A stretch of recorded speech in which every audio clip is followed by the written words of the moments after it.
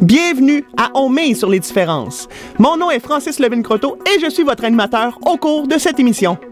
Aujourd'hui, j'ai la chance d'avoir une légende du mini-pot, le GOAT du mini-pot.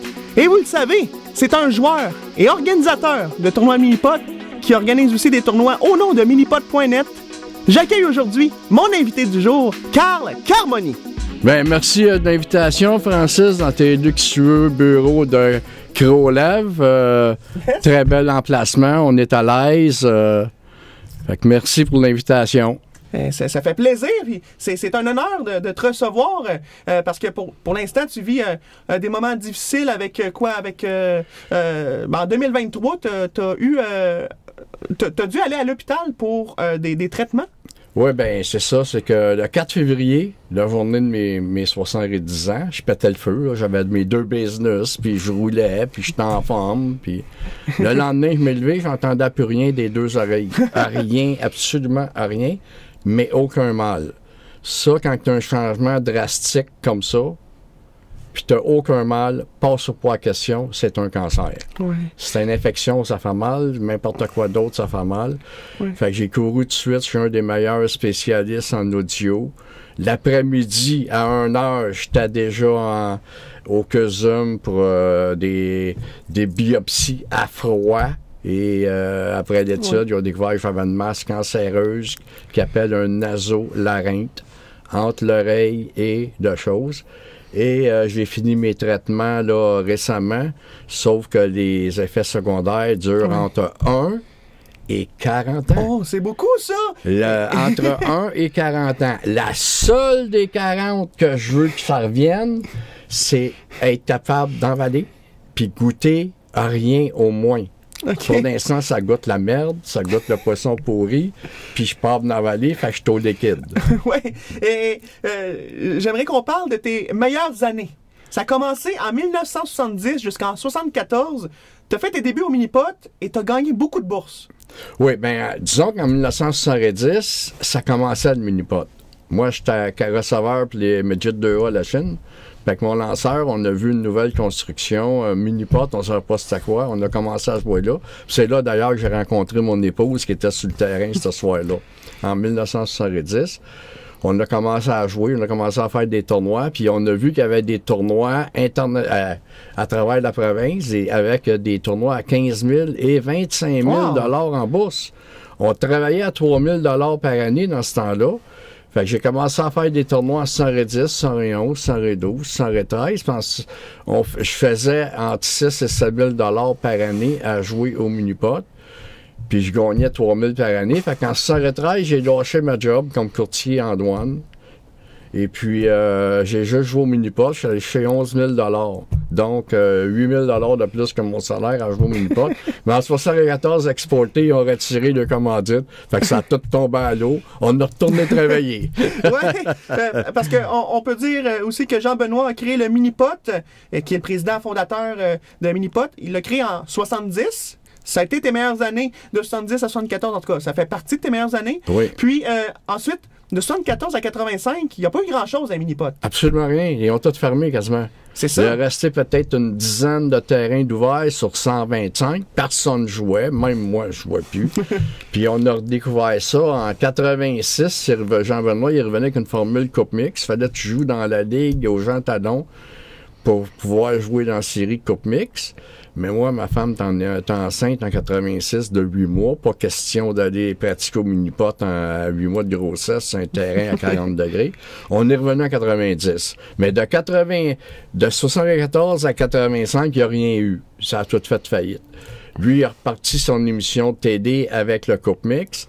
Là, il a reconstruit un autre 44 mini-pots franchisés de 1986 à 93, parce qu'il a vendu en 93. Oui, ça a poussé comme des champignons, là, ces terrains-là. Et toi, tu pratiquais combien de temps par semaine, là, à ce moment-là? Bon, en 90, j'ai fait un retour. OK? Personne ne me connaissait, fait que tout le monde disait que j'étais nouveau, mais en réalité, j'avais vu les gens avant eux autres, parce que moi, j'ai joué en 70, pas eux. Eux, ils ont joué de 86 à 90, fait qu'ils se connaissaient tous. Moi, j'arrive avec ma femme, je vois qu'une femme. Il peut pas gagner, lui, il joue qu'une femme. C'est parce qu'au mini-pot, quand une femme est bien entraînée, elle est aussi bonne qu'un homme. Ben oui. Bon. Fait que là, j'ai fini deuxième de premier tournoi que j'ai été pour le fun à Terrebonne en 90. On a ramassé une bourse de 600 $, nous deux. Puis tout le temps, sur le terrain, j'entendais après chaque game, qui ça, Carmoni? Ils peuvent pas gagner, on les connaît pas, ils vont se planter. Puis j'ai entendu ça toute la journée. Puis on a fini deuxième. Fait que ceux qui criaient ça, j'étais allé les voir, j'ai dit là, il y a des tournois de qualification qui s'en viennent. Carmoni, j'avais pas fini de l'entendre, préparez-vous. Puis là, c'est parce que tu jouais avec Suzanne à ce moment-là? Oui, en équipe. Mais ça, c'est juste pour savoir si on était capable de calibre de revenir jouer, là. Ça, c'est important d'en parler sur ces différences-là. C'est pas parce que tu joues avec une fille, une femme, que t'es désavantagé. Pourquoi parler de ça? Ça dépend. On est tous différents. Puis avec Suzanne, t'as prouvé le contraire, que t'étais pas dans les derniers et t'es dans les premiers, Carl. Oui. Mais t'as le couple Buis. Oui. T'as Gilles puis Lucie Bouchière. Ils ont fait le temps, la pluie puis le beau temps, eux autres, là, en 86. Là. Il y avait qu'eux autres qui gagnaient. Puis il faut pas oublier que moi, malgré la grosse compétition qu'il y avait, les Buis et les Bouchière, ils sont encore mes grands chums aujourd'hui. Puis parmi les 2000 joueurs qu'on avait, que j'ai connus, que j'ai côtoyés de 70 à là, jamais j'ai vu la moindre d'accro entre les joueurs. C'était tous des chums, ça venait de partout, bécamo, cette île. Et là, après ça, de 91 à 2000, là, RDS a eu des belles années à la télé. Et toi, tu as aussi participé à ces émissions de télé. Comment ça s'est passé là, de 91 à 2000 pour toi? Bon, moi, j'ai fait la pluie puis le beau temps. Là, je suis arrivé en 90. J'ai joué un tournoi en équipe avec mon épouse, qu'on a fini 2. Un beau 600 $ que M. Claude Arlen à Terrebonne nous a remis avec son épouse Linda. Et puis là, il y avait le tournoi provincial aux Jean Talon sur les 2 parcours orange et jaune pour en prendre 10 pour les premières émissions télé en 91. Je m'ai classé. J'ai fini dans les 10 premiers. Puis j'ai fait un record qui existe encore. 7 victoires consécutives, plus une 8e que j'ai perdue, et je suis revenu pour la finale. Donc, j'ai joué 10 matchs sur 12. 9 matchs sur 12 cette année-là. Bravo! Puis des 2000 $ de bourse à tous les semaines. À tous les lundi matin, une passion de m'apporter 2000. C'est une autre façon de miser sur les différences. Toi, Carl, tu as réussi à aller jusqu'au bout de cette façon-là. Bravo! Mais c'est quoi l'événement qui t'a lancé, qui t'a mis dans la map? Ce qui a fait en sorte que tu passes d'une personne méconnue à connue. C'est quoi l'élément déclencheur? Bon. Premièrement, faut le dire, je suis une vedette de mini-pot au Québec. Oui. La légende. Partout ce que je vois, je suis allé à Alma, je suis allé à Chicoutimi, je suis allé partout. Gatineau, je connaissais pas personne, mais quand je rentrais dans les restaurants, tout le monde nommait mon nom, me connaissait. Ça m'est connu chez nous pour avoir des autographes. J'allais dans un centre d'achat, j'étais arrêté, là, je peux pas continuer, là. Le monde me parlait mini-pot, j'étais reconnu partout. C'est comme un joueur de hockey. Je l'ai pas demandé. Ça m'a tombé dans le visage. Qu'est-ce qu'il faut pour ça? Faut que le public t'adopte. Ça, tu peux pas rien faire contre ça. T'as beau me battre 50 fois en ligne à télévision, si le monde t'adopte pas, tu vas rester l'autre pour affaire. C'est ça l'affaire. Moi, ce qui fait, le truc, c'est se démarquer. Tout le monde fait toujours la même affaire. T'as 100 joueurs qui passent, font toujours la même affaire. Moi, j'arrive, je parle à ma balle, je saute partout. Hop! Puis je gagne mes matchs. Ben oui. Puis je reste là 10 matchs en ligne. 2 ans en ligne. Sylvain Boucher me suivait. J'ai joué contre Sylvain Boucher, 8 matchs en ligne. Puis après ça, j'ai tombé en équipe avec. On en a joué 6-7 en ligne. Fait que ça fait que le monde... Puis moi, je parle à ma balle, puis je bouge, puis les autres, ben ils font des birdies, puis ça bouge pas. Fait qu'automatiquement, je me démarque. Dans n'importe quoi que tu appliques pour un emploi, que tu vas avoir un client pour avoir de la business, que tu sois dans les sports, le mot secret, c'est se démarquer des autres.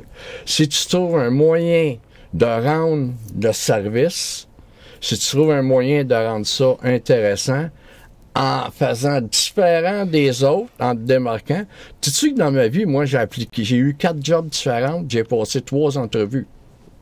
J'ai eu des 4 jobs en 3 entrevues. L'autre, ils sont venus me chercher. Lâche pas! Et justement, après la pause, on continue de parler de TV avec Carl Carmoni. De retour après la pause.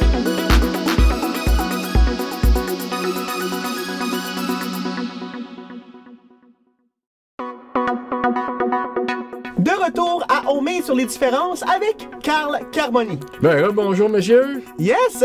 Alors, on a eu un très bon premier segment.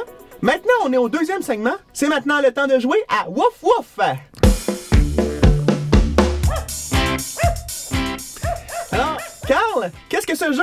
Eh bien, lorsque tu entendras ce son, eh bien, tu devras japper, faire le chien et y en mettre parce que à la maison, le lien apparaît au bas de l'écran. Vous allez devoir voter pour le meilleur qui aura imité la meilleure imitation de chien au cours de cette saison, la saison 1 d'On met sur les différences. Donc, Carl, tu vas essayer de battre les autres invités pour être le meilleur chien de cette première saison. Faut imiter un chien. Quand tu entendras le son... En restant assis. Oui, et on est en podcast, on est aussi, on nous voit en vidéo, donc tu peux en mettre en vidéo, en audio, bref, fais le meilleur chien de toi-même. OK. Donc, on enchaîne avec un événement, on en parlait avant la pause, qui t'a mis d'une personne méconnue à une personne connue, qui t'a mis dans la map. Eh bien, c'est un moment mémorable, un match important pour toi à Versailles. Oui, la course de Versailles. Selon moi, c'est la prise de mini-pot de tous les temps qui est la meilleure prise. Si on jumelle mon mouvement, le commentaire de Serge Laminx, que tout arrive en même temps, c'est la meilleure prise de tous les temps au mini-pot. Puis c'est la prise que tout le monde parle, c'est la course de Versailles. Je t'explique un peu le concept. C'est que ça me prend absolument le birdie pour voler. Puis étant le champion 91, il me manque 1100 $ faire la finale. Puis on joue pour 1150 $. Je suis le dernier joueur à jouer. Je viens pour m'installer, puis Guy Bélanger, le régisseur que je m'entendais très bien avec, me dit « Carl, attends un peu. Serge te pourrait mettre la nappe. » Autrement dit, il est après expliquer ce qui va se produire, puis tout le kit. Fait que moi, je continue dans ma concentration. Puis là, il me dit j'ai le signal, le cue de Guy Bélanger qui me dit « OK, vas-y, mon Carl. » Puis là, je suis concentré au bout. Je fais le birdie. Ce qui enchaîne la course jusqu'au fond de la clôture. Puis si on regarde la reprise, la clôture, elle a 4 pieds, puis mes pieds, à certains moments, égalisent le poteau du haut à 4 pieds. Faut rappeler que tu sautillais, tu faisais la course après un birdie aussi mémorable. C'est ça. Puis en même temps, je donnais des high-five à tout le monde sur le bord de la clôture, puis il y avait peut-être 150 personnes sur le bord de la clôture jusqu'au bout. Fait que j'ai donné la main, allez... Ah! Incroyable! Splendide! Superbe! Et on peut continuer. OK. Fait que ça, cette prise-là, je l'ai mis sur vidéo, puis je l'ai publié sur YouTube. On a plus qu'1 million de vues. Puis c'est la prise, selon moi, la plus belle prise de mini-pod de tous les temps.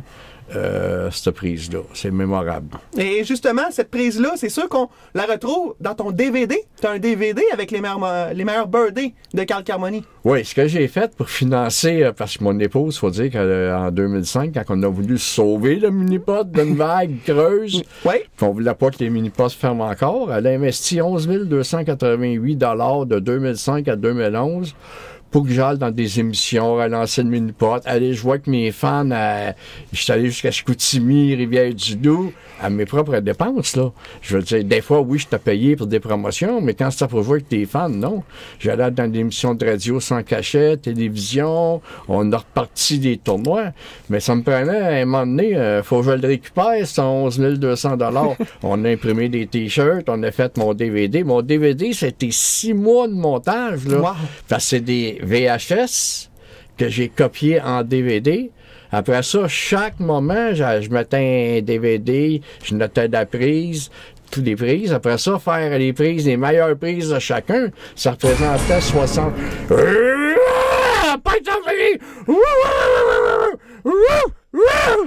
Je pense que Carl, que tu viens de faire comme imitation, et c'est un birdie! Et c'est un birdie! Attends, un repeat! Un repeat! Et c'est un birdie! Yes, sir! Et on peut continuer. C'est ça, fait qu'on a fait nos DVD qu'on vend encore d'ailleurs. C'est qu'à 73 minutes ou 83 minutes de birdie en rafale avec la voix de Serge Laminx, qui sont mes meilleurs birdies à la télévision. Ça, j'en vends encore. C'est en demande encore là, depuis le temps. Mais c'est un 6 mois de montage, ça me pris. pour tout mettre ça un par un, toutes les prises. Donc, c'était 60 cassettes VHS que j'ai mis en fait peut-être une trentaine de DVD. Après ça, ça allé chercher la prise sur chaque DVD pour faire un montage final de 87 minutes. J'ai fait ça pour le fun, ma propre satisfaction. À un moment donné, copier ça, une cassette, c'est 1 heure à TV. De TV à vidéo, c'est 1 heure, là, le temps que ça dure. Là, ça, avec Néron, là, c'est 3 minutes. Là. Et qu'est-ce que tu recherches? Parce que tu vends ces DVD-là pour que les gens puissent voir ta série de Birthday, qui est tes meilleurs Birthday. Mais qu'est-ce que tu recherches en vendant ces DVD-là à des gens? Qu'est-ce que tu t'attends d'eux? Bien, premièrement, c'est du monde, aujourd'hui, qui rêve encore de voir du mini-pot à la télévision. Oui. Puis ils se rappellent de ces périodes 90 à 2000. Oui. Puis ils veulent revivre des moments comme ça. Fait que ce qu'ils font, c'est que... Puis tous les DVD que je vends, je reçois des feedbacks, des commentaires des gens qui... Ça leur rappelle de jeunesse, là. Il y en a qui me disent, écoutez ça, c'est venu de grands-pères. Puis aujourd'hui, je suis en face à face avec eux autres à parler de ça. Je dis, soyez plus polis, dites au moins c'est venu de votre mère, pas de ta grand-mère, parce que ça me donne un petit peu plus d'âge. Mais non, le monde raffole de mes DVD. J'en ai vendu 4000 à date, à peu près, là. Puis j'ai fait ça pour le fun, là. J'ai fait ça pour le plaisir, ma satisfaction personnelle. C'est bien intéressant. J'ai bien hâte d'en savoir plus. Et ça va être après la pause. On continue de parler de tes projets. Dans quelques minutes, on revient dans quelques instants.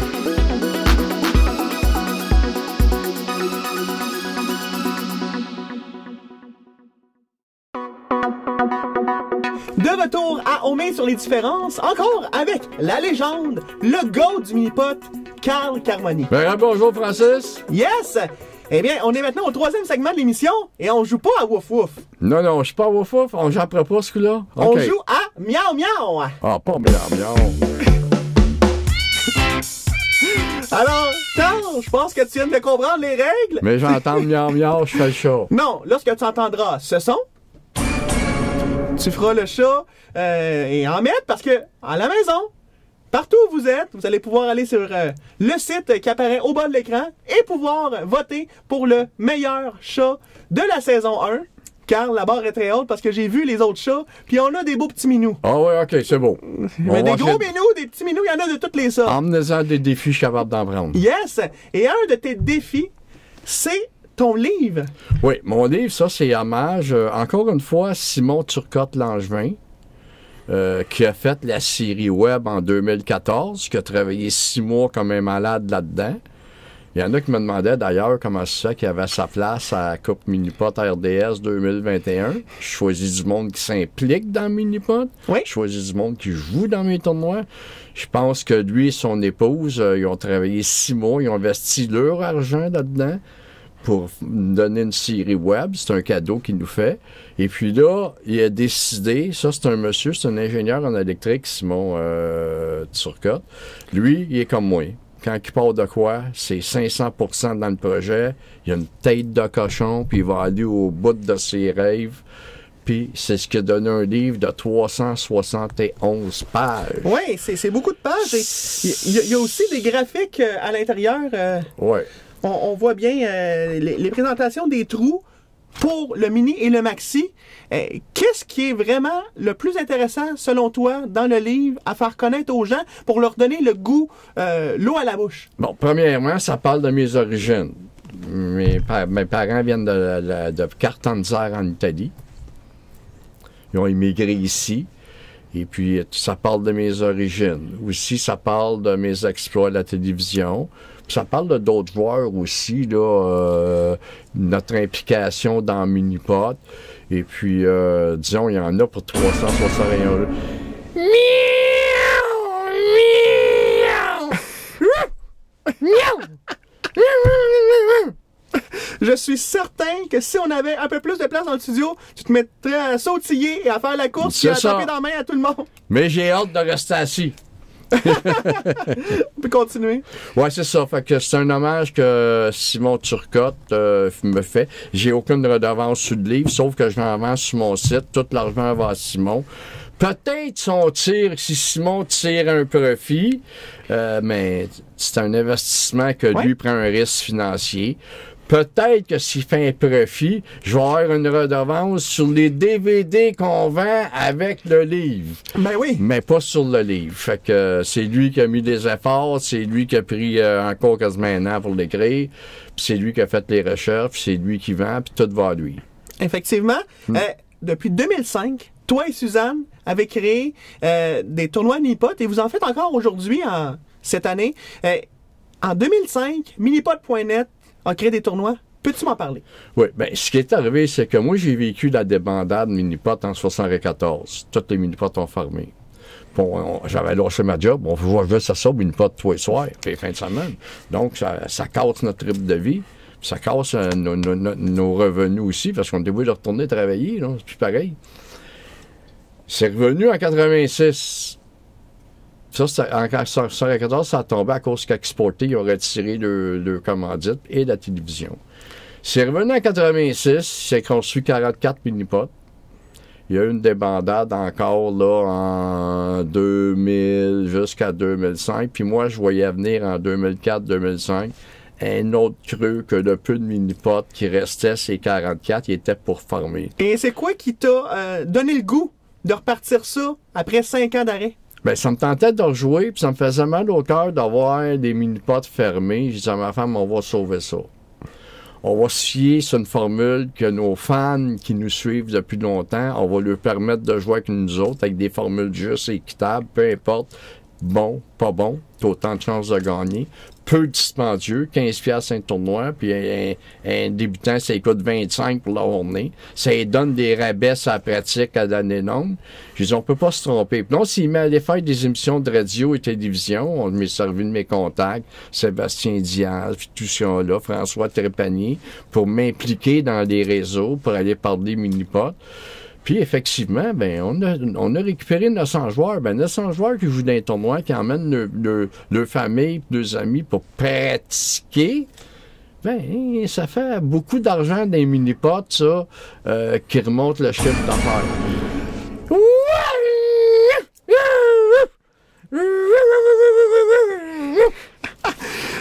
Quelle griffe as-tu? Ah oui, c'est la griffe. La griffe. La griffe. Ouais, fait que c'est ça, puis moi, je dis mission accomplie. Puis aussi, il faut pas que j'oublie une affaire. Diriger, organiser des tournois, faut que tu sois fait pour ça. Un, faut que tu sois honnête. Deux, faut que tu t'assures que toutes les règles sont égales pour tout le monde. Les histoires de jouer avec les obstacles, là, puis pas les replacer, c'est du vol, c'est dans ma tête, c'est tricher. Carl Carmoni, c'était un plaisir de t'avoir avec moi à cette émission. On a eu le temps de discuter de bien des sujets qui te mettent en valeur parce que tu as fait une différence dans la vie des gens en faisant aussi sautiller à la télé, courir, faire des courses, taper les mains du public. Et on encourage le public à te suivre sur les réseaux sociaux et à la télé qui va probablement revenir. C'est ça. Sur ça, on vous dit birdie! Birdie! Et à la prochaine!